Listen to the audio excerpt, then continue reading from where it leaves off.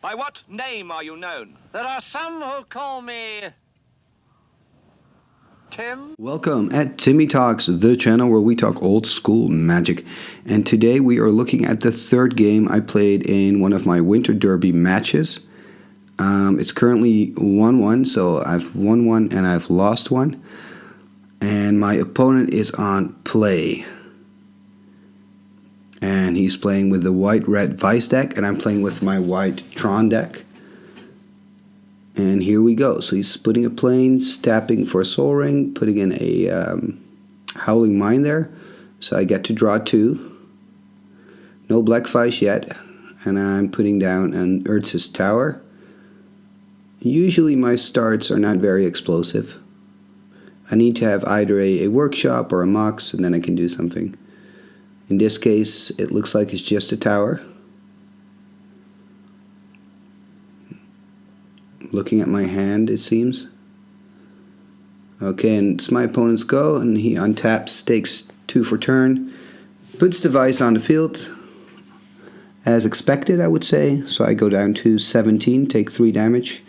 Putting a plains in, yep, disenchant the black Vise.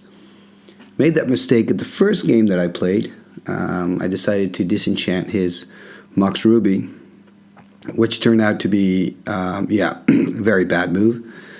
So here he goes for his turn. No land in play, but he's able to play an Ivory Tower, so maybe he doesn't want to play land but just gain life. I'm playing a Power Plant here. And I'm playing a Mox Pearl. And let's see, I'm playing a Relic Barrier. So that's pretty good, because I can now turn off his Howling Mine in his upkeep phase. So he only draws 1 for turn instead of 2. Does get life from the tower. I'm not too bothered by that. I mean, it's not ideal, but I'm playing control, so if this game stretches, it should be in my advantage. I think, at least. No Vise on the field, so I take no damage.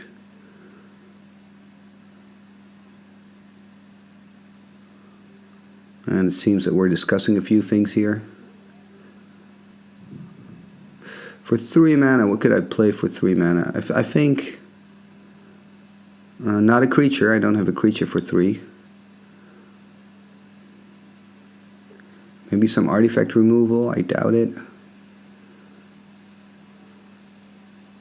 I play a Scepter, of course. Scepter. So I play a Scepter, so then next turn I can start discarding cards, or letting my opponent discard cards from his hand. Still taking life from the tower. And he's still drawing. Oh, he's just drawing 1 for turn, of course, because of the relic turning off the Howling Mine. So he's passing on turn, and now I'm taking damage, 2 damage from the Vise, so I'm down to 15.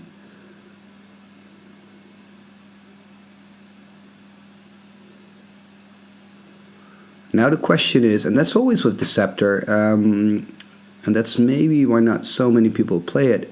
You have to choose, am I going to let my opponent discard a card, which is probably useless. In this case, it means he gains 1 life less, but he has so many cards in hand, he's probably just going to discard a useless one. Or am I choosing to use my mana for something else? And I am actually. I am tapping 4, and I'm putting a Suchi in play. Tapping down his Howling Mine again. So here you go, you have a Scepter, but you're not really using it, and it's one of the cards that I'm thinking of cutting from my deck.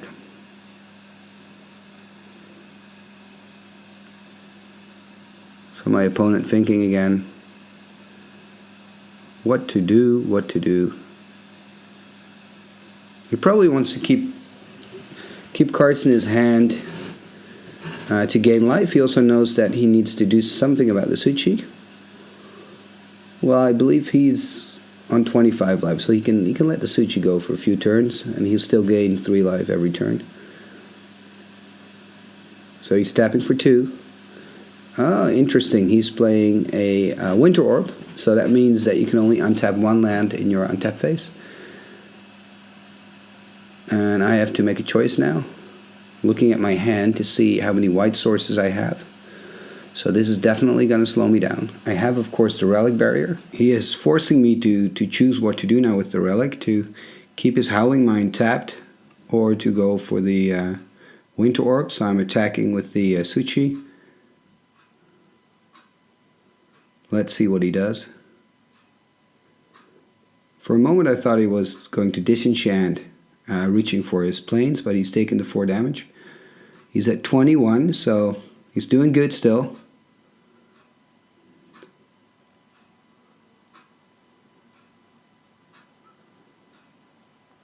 And I seem to be thinking here. Oh yeah, I'm putting the Suchi back on the screen. So maybe it's interesting, what would you do? Because I can now use my scepter for 3, but then everything is tapped again. I also have another decision to make, what to do with the Relic Barrier, choosing for his Howling Mine or his Winter Orb. So now I'm pointing at the scepter as well, so I guess I'm thinking about it. And I'm being very undecisive. Ooh, there is a Divine Offering. And I wonder what he's going to do. Yeah, he's going to kill my Relic Barrier. I think he is. So that means he gains another 2 life and I lose my Relic Barrier. In response, I am disenchanting his Howling Mine.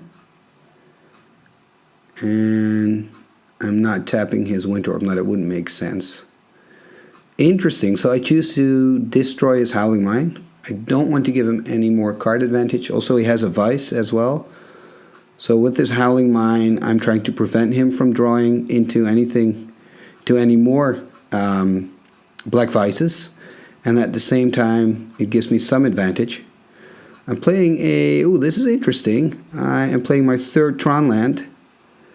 And that makes it easy for me to activate my Scepter. So I have Tron on the table now with that mine. So the tower, the mine, and the power plant. And this is nice. This is what my deck needs.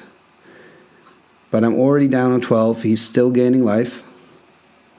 I attack with the Suchi as well, so not a bad turn for me. And he's now below 20.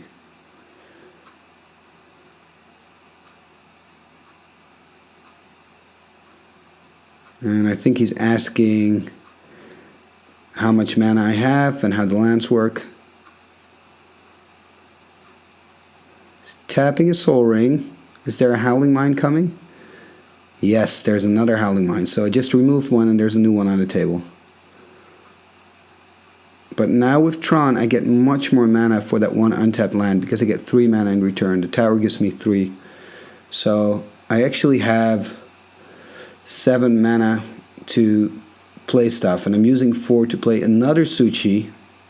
And attacking him, he's down to 15 now. I got another Suchi on the table and enough mana to actually activate my Scepter. The question is, will I do that?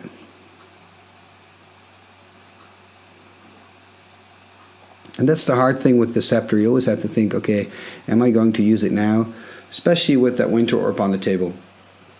So I decide not to. I pass turn. He draws 2. And I'm not really happy with him drawing 2. Because that's his game plan. So I'm helping him to get back in the game. He's got a full hand again. He's going to gain life soon. He's tapping 4 mana. He's playing a Moat. Oh my, this is a big problem. This is a big problem. In my deck there are no flying creatures. Usually Moat isn't a big problem if I can get a disenchant. I think I already played 2 disenchants this turn. So hopefully I'll get it soon. It's my only way of getting rid of the Moat. So I'm drawing 2 for turn and I'm still taking damage from the Vise. I'm down to 9 now. I cannot attack with the Suchis. So that went from an awesome board state to really a bad board state.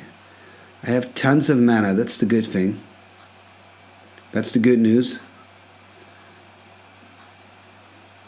I seem to be looking for ways out of this situation.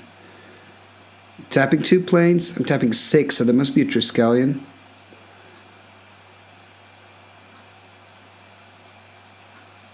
Okay, no, it's not. It's an Archaeologist.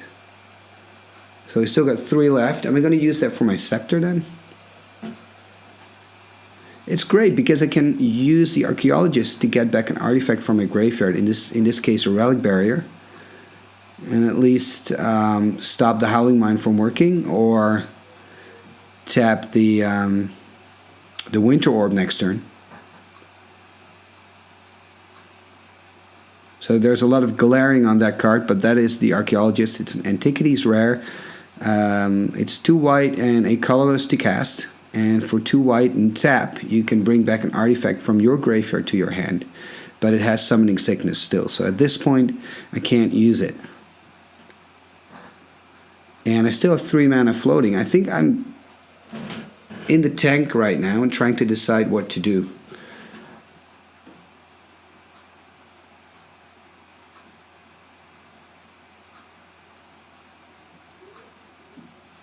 And I'm playing another Suchi. Okay. Oh yeah, because I'm tapping a tower, which gives me 3. A power plant gives me 2, so that's 5. 2 planes, that's 7. And a pearl, so I have 8 mana. And then, do I? I'm not sure now. It seems we're discussing that as well, the mana count. But I'm playing another Suchi, probably just because I don't want to get any more damage from the Black Vise. Because I cannot attack with the Suchi, so they have no use at this point. So he's gaining some life from the tower, he's drawing 2. So the moat is really saving him. He's got control back of the game. As long as the moat is there, it's not looking great for me. It's looking very grim for me, actually.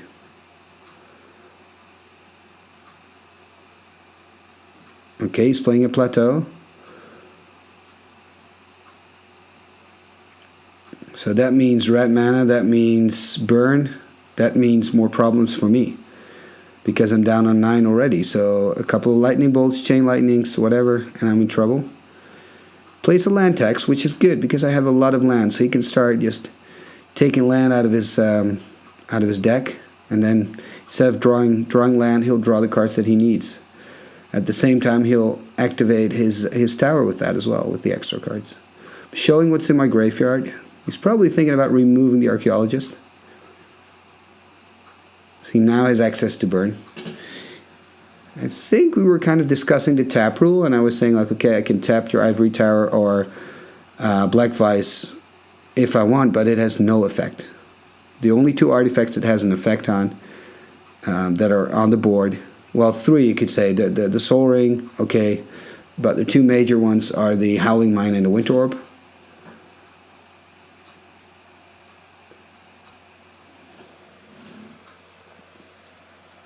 And it's my go again, so I can only untap 1 land. And I choose to untap the plains, of course, because I wanted 2 plains to take back the Relic Barrier, which is nice on one hand. On the other hand, I have the problem that if I go for that play, which it looks like I am, I'm not unloading my hand. So that means that his Black Vise is actually getting stronger. Playing a land, didn't play one yet. I mean, he's got the land advantage now anyway, so it doesn't matter with the land tax. I'm not even looking at that again. I just have to accept that he has way more, I have way more land than he does, so that's just the way it is. So he can now, in his upkeep, he can just start unloading or going through his deck, getting the land out, and then when the land's out, the chances are obviously way bigger that he'll draw burn and kill me. I'm on 8. So wow, this is, I have to admit, when he dropped the moat, I was like, oh no, this is the worst thing that could happen. Because you can see my graveyard, only 2 disenchants, I only have 2 left. And this was one of the games that convinced me to start playing Presence of the Master. He plays a Felwar Stone, not very interesting. Maybe he needs the mana, I don't know. Another Ivory Tower. Well, I guess he just drew cards. He doesn't want to discard cards for nothing.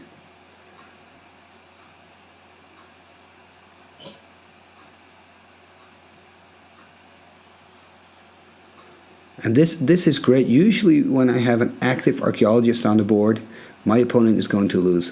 But in this case, it's not happening. I'm thinking, actually, I haven't played a Chaos Orb this turn, or this game, so a Chaos Orb can save me as well. So I'm tapping down his Winter Orb, so I can untap everything, which is a nice feeling. I now have tons of mana because I have Tron active, so that's crazy. And that's why I'm actually thinking about splashing red in this deck, because a Fireball would now win me the game. I know he's on 19, but I have so much mana. I don't think I could make a Fireball of 19, but I'm pretty close. So imagine playing a couple of Plateaus and just one Fireball or two Fireballs. But okay, that's different. So I'm playing a Strip Mine. And that's what I like about, you just play a lot of games with your build against a lot of different people, and you get to know your deck better, and you get to know the weaknesses better. Of course, that makes sense, but people, including me, have a tendency to keep building new decks because it's just such a cool thing to do. But putting some time into your deck is not a bad thing. Okay, this is fun. This is funny. I'm just offloading my hand right now. I'm playing, I'm on 6, you have to imagine this, I'm almost dying. I'm playing a double swords on my own creatures, so I gain 8 life. I'm playing two Winter Orbs, so I guess I've decided I'm now going for his Howling Mine as his target. Showing my graveyard again, because he keeps thinking about the archaeologist, so that's good that he keeps a check on my graveyard. Oh, I'm playing a Balance, that's pretty cool, I'm playing a Balance, that is fun.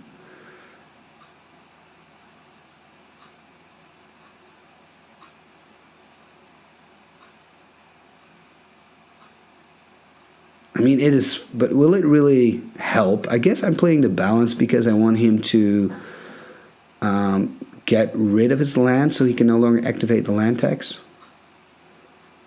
And because, I'm pretty much losing anyway.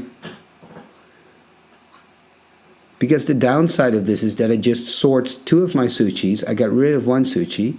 And it's not like I'm playing with tons of creatures in my deck. I haven't seen any Triskelions yet, so there's still a playset of Trikes in my deck. I'm also getting rid of my own Archaeologist.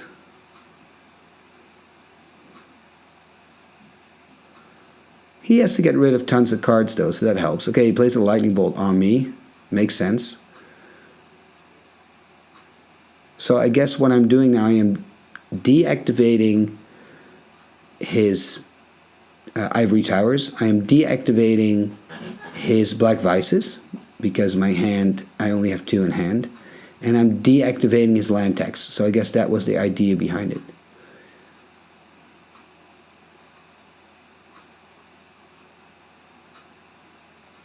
Ooh, he's gonna do something still.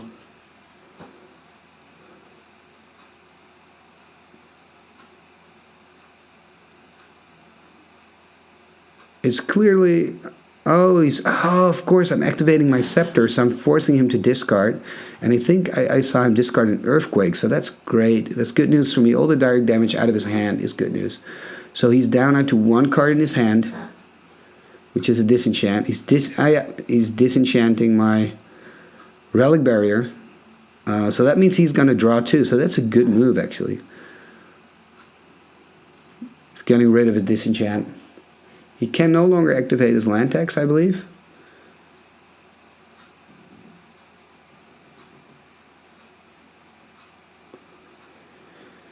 So I don't know if this was a good move, but I'm just trying to level the playing field. Oh, an Armageddon! Oh, this game, it seemed to be stuck at some point with the mode, but it's just really ridiculous. Look at the board state now. I just got rid of so much land, and now I have 1 Mox Pearl. I'm drawing 2 for turn. I am on 11 again, thanks to the Sword Lives, but this is hilarious. I mean, his Felwar Stone is turned off right now because I don't have any mana. And he's forcing me again to play land. That's a great move, actually, because now he can activate his land tax. He can fill his hand. He can activate his Ivory Tower again. He can draw his burn again. Oh, man.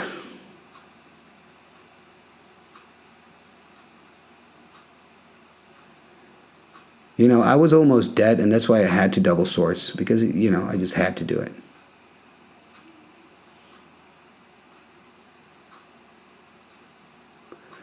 Playing Divine Offerings. That's going to give me some life. I'm taking away one Black Vise. Okay. Well, it's emptying my hand, giving me a life, and it's saving me some life. Okay, so I got a workshop. That's good. Tapping for 3. Tapping for 4. And I'm playing a Suchi. That's Suchi number 4. Usually, when I play a game and I get to play out 4 Suchis and a Archaeologist, I pretty much win it. But in this case, because of the moat, because it's still there, I'm nothing. And he's gaining life again from the towers. Oh, this is so frustrating. So like I said earlier at the start of the game, I didn't really mind the life gain. That's true. But the problem is that I am slowly going under 10. And when you're playing against a deck like this, if you go under 10, it means Lightning Bolt, Chain Lightning, Fireball, Earthquake.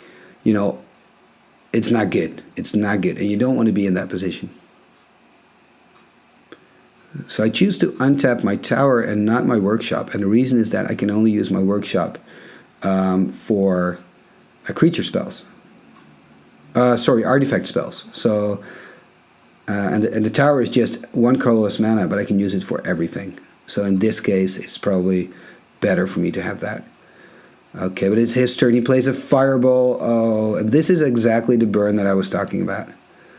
But I play another Divine Offering, going to 10. And that, of course, is the advantage for me. He's playing with mines. So he's filling his hand, but he's also filling my hand. And now his 2 Black Vices are gone. I'm on 10 life. He's already played another direct damage spell. So it's good. All I need now is a disenchant to get rid of that moat. And I can start, going for his life. So I'm discarding one of his cards. But there are 3 Winter Orbs on the table. So chances of me just to untap those lands is like 0, so I can only untap 1 land. I got my Mox, of course, I can untap. So he loads off another Howling Mine. What he needs now is another Black Vise. What is he going to do? A Wheel of Fortune. Oh, brilliant. Brilliant. Oh, you see that? I'm throwing away Triskelion. Another creature goes to the bin. He's throwing away his swords, a Felwar Stone. And I'm showing what I'm throwing away, yeah. That's funny. I'm playing with Howling Mines as well, but obviously there's no need for me to play them. Oh no, he has another Vice. Oh my goodness. It's like he's constantly drawing what I don't want to see. This is Vice number 3 or number 4 on the table. I don't know. I mean, it feels like I keep removing Black Vices and they keep coming back. And that moat is staring me in the face. Man. Maybe I should have been dead a long time ago and I'm not, so I'm happy because of that, but how am I going to win this? I think he's on 20-something. He's got a lot of life thanks to that. Thanks to those 2 Ivory Towers. He's got 2 Howling Mines. He's got a Black Vise. I mean, I'm going nowhere. Even if the moat wasn't there, I could only hit him for 4 right now. And I have to discard. I cannot play out anything. Does that mean that? It probably means I have 7 in hand. It's too bad you can't see that. I must have 7 in hand.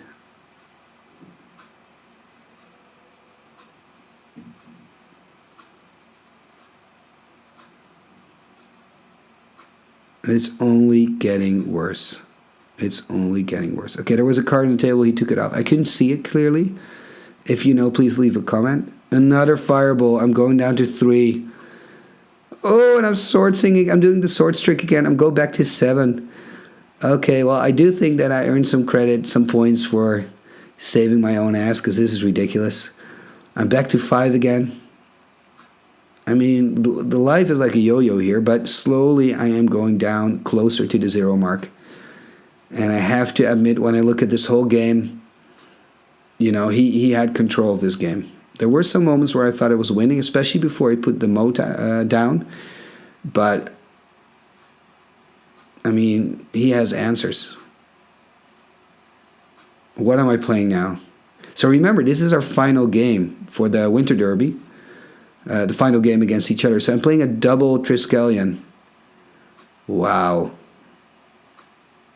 Usually that would be a big problem for my opponent. I'm playing a relic, but I'm just going all out now. I have to empty my hand. And again, I must say, when I look at my own board state, I'm pretty impressed. But when I look at his, I'm like, oh no, this is not gonna help. And remember, he's got a lot of life. So it's nice I can do him 6 direct damage, but I mean, that's nothing. Tapping one of his Howling Mines in his upkeep, so at least he only draws 2 for turn. I think he's on 33 right now. Lightning Bolt, I'm on 2. Earthquake, that's the game. Oh my goodness. Oh my goodness. Well, thank you for watching this game. Unfortunately, I lost, but like I said in the commentary, I learned so much from this game. If you want to see more games, click on the link that's appearing on the screen right now. Please like, subscribe, helps a lot, and thank you for watching, and see you next time at Timmy Talks. Igitus figitus sumba kazee.